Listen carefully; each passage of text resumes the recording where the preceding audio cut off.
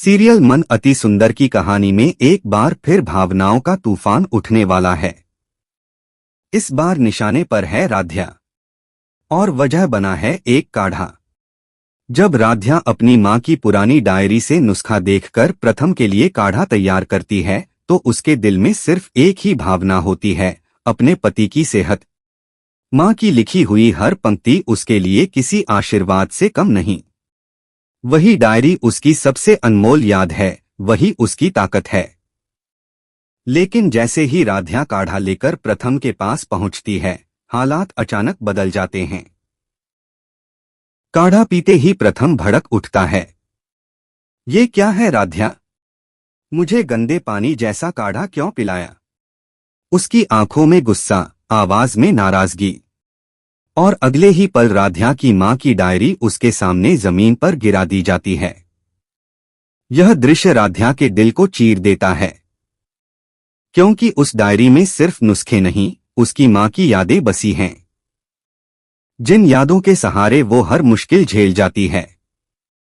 और जब वही यादें उसकी आंखों के सामने अपमानित हों, तो दर्द कितना गहरा होगा, यह कोई भी समझ सकता है। दरअसल इस पूरे मामले के पीछे फिर से दादी और निहारिका की चाल छिपी है।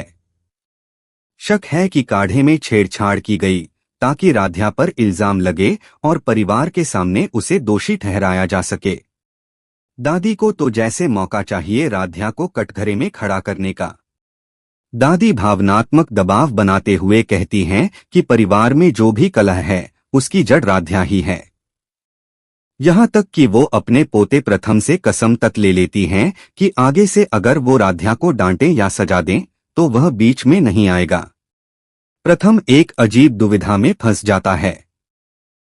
एक तरफ दादी का मान सम्मान, दूसरी तरफ पत्नी का आत्मसम्मान। लेकिन कहानी में आता है बड़ा मोड़।